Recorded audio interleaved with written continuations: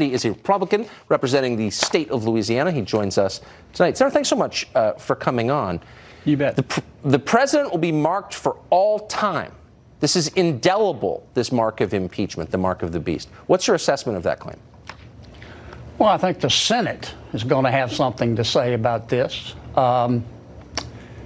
You don't have to be Mensa material, Tucker, to see that Speaker Pelosi is swollen with partisan rage.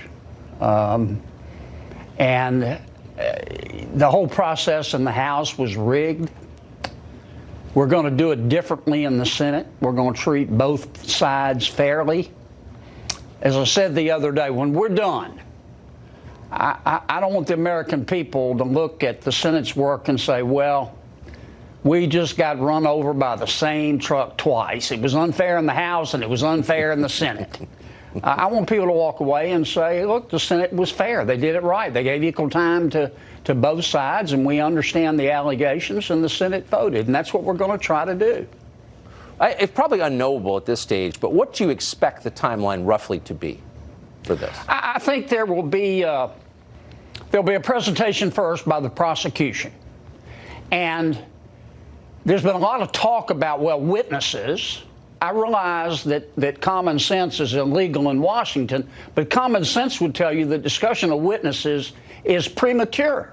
We don't know, the senators anyway. We don't know the details of the prosecution's case.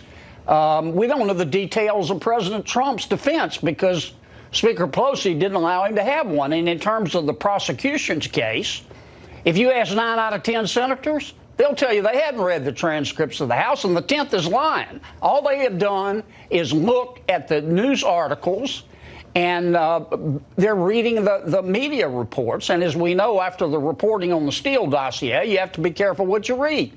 So we need to hear the prosecution, and then we need to hear the defense. I think that'll take probably 4 days together. Then the senators can ask questions. That'll take a couple of days. I'll learn a lot from listening to the questions, and I'll learn a lot from listening to the answers.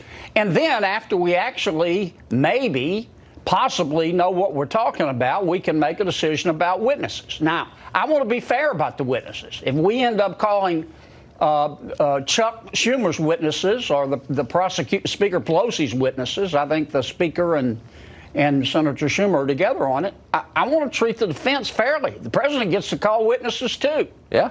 Everybody gets a level playing field, and we could end up in a very odd circumstance where Senator Schumer, he caught the car. I mean, he asked for his witnesses. They're all White House aides. The president claims executive privilege. In fairness, the president gets his witnesses. So we end up hearing from Hunter Biden, Joe Biden, whoever else is on the witness list, chairman, any of the chairmen that were involved. And the prosecution doesn't get to hear its witnesses because of executive privilege. Well, that sounds fair to me. We'll see. Senator, thanks so much. Now you got me excited for it. Appreciate it.